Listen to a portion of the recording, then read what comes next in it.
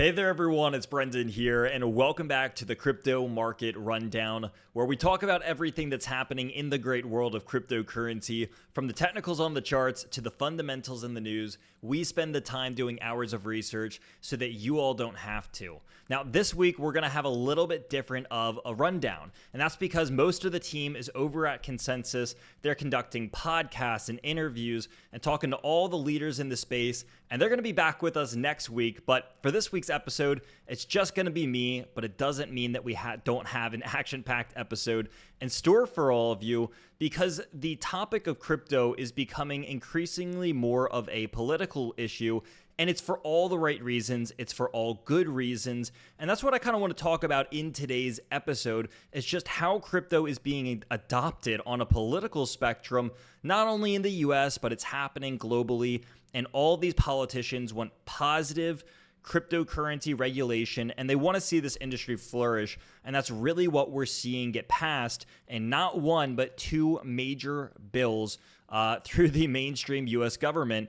But again, we're seeing this kind of happen around the world. We also have other companies outside of just the government. We actually have companies that are coming in and saying, hey, we like what MicroStrategy has done. We want to adopt a similar model. So we're going to be talking about that as well. And of course, we have to give an update on the charts and also what is happening with the Ethereum ETF, because as you might remember, the Ethereum spot ETFs got approved for 8 different ETF providers, and now everyone's wondering, when are these things going to start trading? So definitely have an action-packed episode in store for everyone. Before we begin here, quick little reminder that if you want to look at all the visuals and follow along on the screen with what we're talking about here, maybe you're a Spotify or an Apple Podcast or an Audible listener, then you can actually go over to our YouTube channel, the Crypto 101 Podcast YouTube channel, and you're going to be able to see all the visuals that we are referencing on the screens during these episodes. And we also have a lot of cool tutorials and podcasts and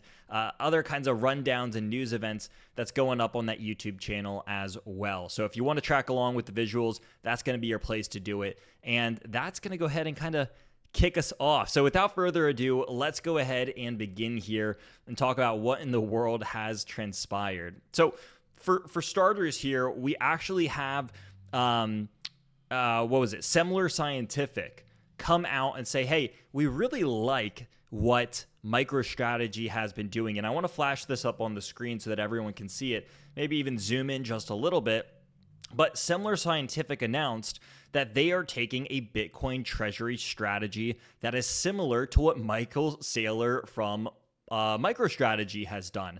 They go on to kind of talk about the credibility and why we're doing this, but it makes sense. And I think the key takeaway here is that there's going to be more companies like this, more major companies. I mean, this is a company that is in the Russell 2000, and they're saying, we like what Michael Saylor has done. It's clearly worked for him, and we think that it's going to continue to work for him. So we're going to go ahead and start taking a similar approach. Now, again, I think that this really is just the start of companies adopting Bitcoin onto their balance sheets. And the reason that we're kind of fitting this in with all the rest of the news here is because this is very important. It's very important to understand why this is happening, because the laws and regulations around how companies can record Bitcoin on their balance sheet is changing. Previously, prior to or during the time of SAB 121, which is something that we've talked about previously and we're going to talk about today, companies had to record, or a lot of companies had to record Bitcoin as a liability on their balance sheet. Now, what does this mean?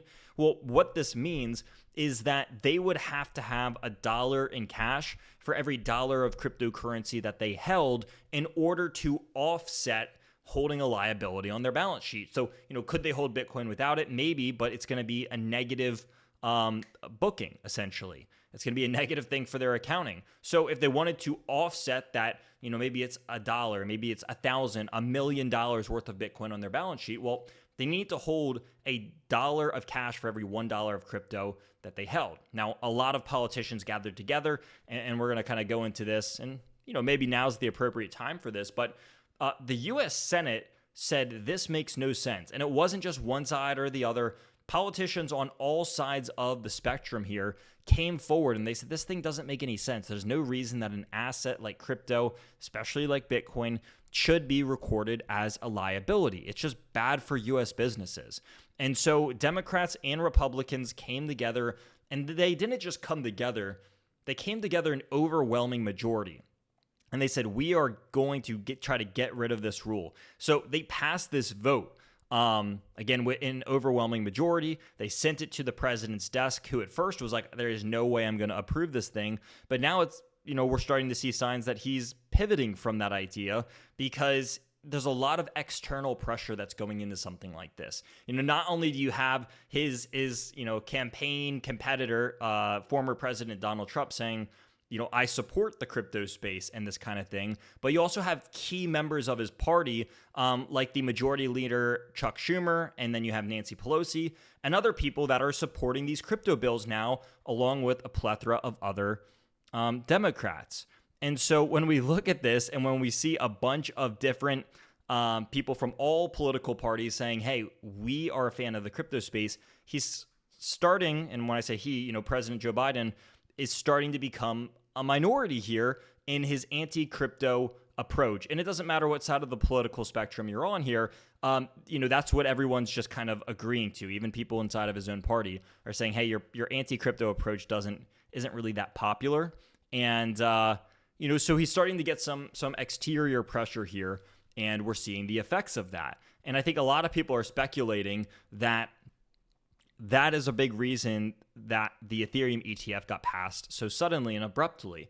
But this isn't the first, crypto bill that we saw get passed here. Well, that former one, the SAB 121 bill, was from the Senate. We had another one go through the House. And so the House approved the Crypto Fit 21 bill with a plethora of, you guessed it, Democratic support. Again, a party that has historically been, more on the anti-crypto side of things and kind of against crypto. And so what we saw here is that the U.S. voted 279 to 136 to approve this Fit 21 bill. So what this means is that, this is, and it says it right kind of down here, I'm going to flash this up on my screen.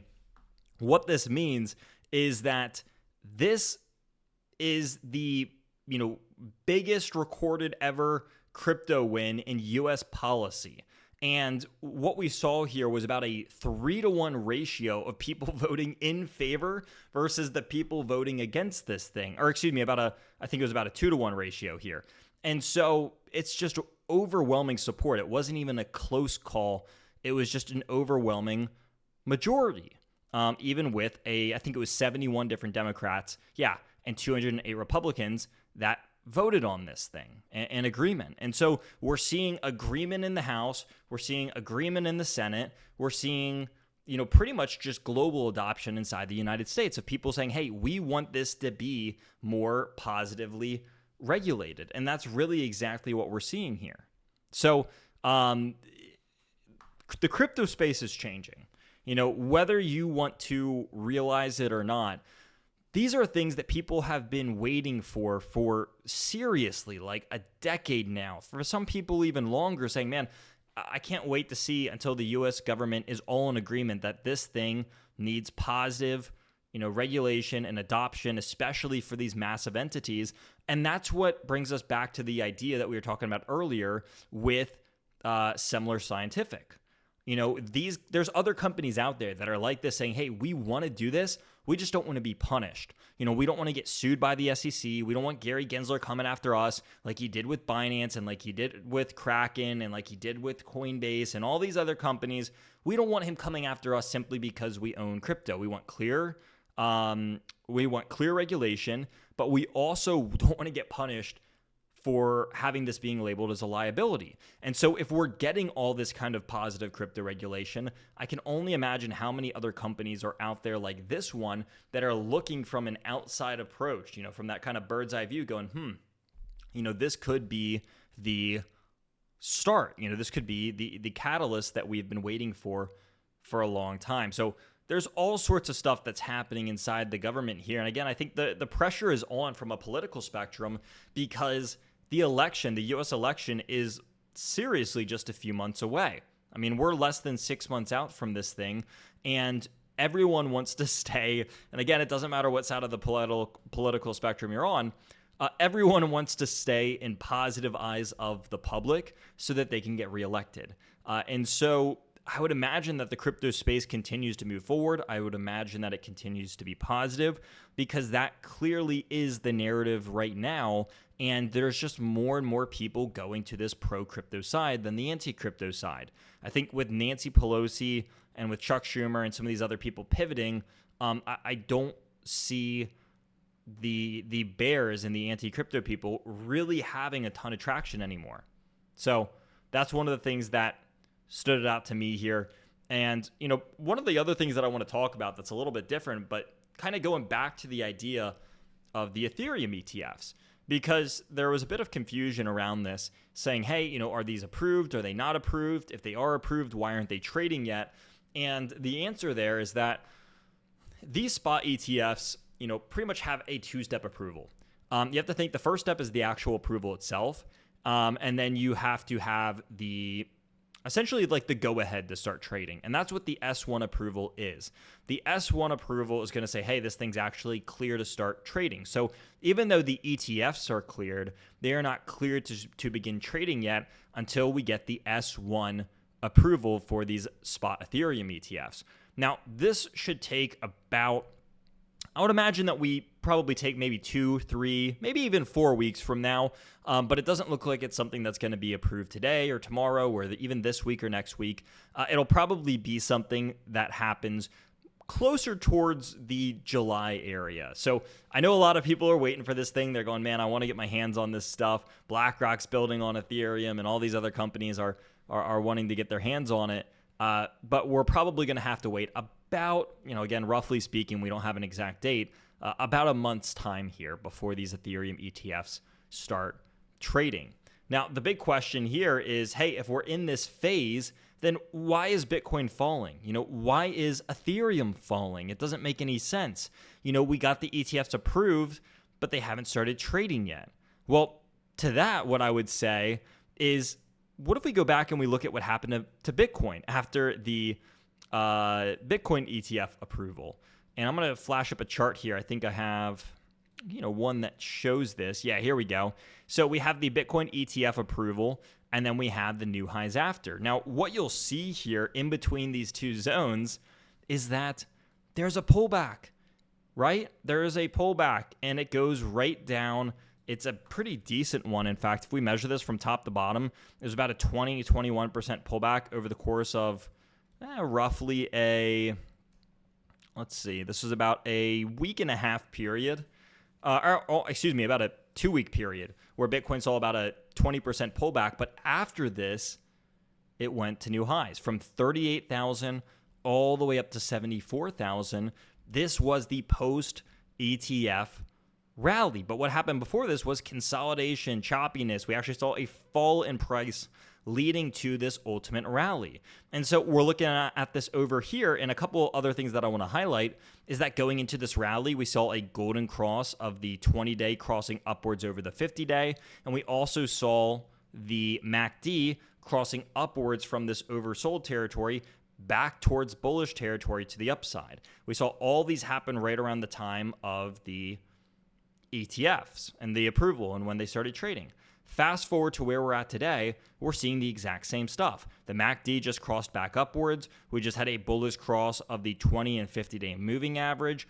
And we are, we're retracing, kind of leading into the Ethereum ETFs. And so if we think that the Ethereum ETFs are going to have any kind of even remotely similar response to the Bitcoin ones, not only do the moving averages and some of the indicators and the candle chart all look very similar to the pre-Bitcoin ETF, but now that we're approaching this from the Ethereum perspective, it looks similar over here too. So, the question of why is this pulling back? Well, it did the exact same thing when Bitcoin started trading, or right before the Bitcoin ETFs started trading as well. So I'm looking at this, and I'm really not too worried. Ethereum has some support down here, right around the $3,700 zone, even a little bit lower. There's a ton of little support zones, even a little bit more around 3,350, some more around 3,200, and more that goes below even that. And then for Bitcoin, Bitcoin's at a key level of support here, a big old one, really the first level that it needs to hit, but it has a ton of support in between 67,200, $300, all the way back down to 60,000. There's about 4 or 5 different support levels that Bitcoin can kind of bounce off of along the way. And so when I'm looking at this, I really do think that the macros are still looking great and healthy. Any kind of pullback that we have here is not going to really freak me out too much. We can see that the altcoin market is actually holding together quite well, even though Bitcoin's down about 1.5%, Ethereum's down about 2.5%. Altcoins really aren't like mega dumping. There's a few that are down maybe 4%, maybe 5% for some of the really bad ones, but a lot of them are down, maybe 1%, 2%, 3%. And so the market together here is holding relatively well. And I look at these dips as potential buying opportunities, especially as we get closer to the moving averages and some of the different support zones for Bitcoin. So that's kind of just the way that I'm looking at this and that I'm playing it. I'm still pretty optimistic about the mid to long term. And I think that any kind of short-term correction that we have could very likely look at very similar to what we saw prior to the Bitcoin ETF rally leading into this Ethereum ETF trading session as well. So, man, there's a lot going on in the world of crypto. Again, this is a little bit more of a shorter market update, but we wanted to keep everyone posted and keep everyone in the loop on what's happening over here because there is a lot happening behind the scenes, especially from the political spectrum. And not everyone likes to follow this stuff, but I do think that it's important to realize just how far crypto has come and the way that it has implanted itself as like a major talking point of this election cycle. Like this is seriously something that is determining who people vote for. And if you would have said that in any previous cycle, people would have been like, I don't know, that seems like a little bit much. Like you're going to determine who you're voting for based on whether or not they support crypto. That seems kind of far-fetched. People might have said that or might have had an argument for that in previous cycles. This time around, it's like, no, it's like a very, very normalized thing. And the way that the view and perspective of crypto has changed, just even in the last 4 years, is truly wild. And it's showing just how far this space has matured. And so there's a lot of great things happening. We wanted to make sure that everyone stays in the loop. All that we ask over here is that if you like the content that we make, consider hitting that like button, consider hitting that subscribe button. Check us out on YouTube and our other socials. We got a lot of great places that you can kind of get plugged into. We got some great communities over here. But man, that's going to wrap us up for this week's crypto rundown, everyone. As we always say, if you like everything that we're doing over here, we are a little bit biased, but we think that this is the best way to keep in touch with everything that's happening in the crypto space as well. So that's going to go ahead and round us out. Hope to see all of you at the same time, same place next week.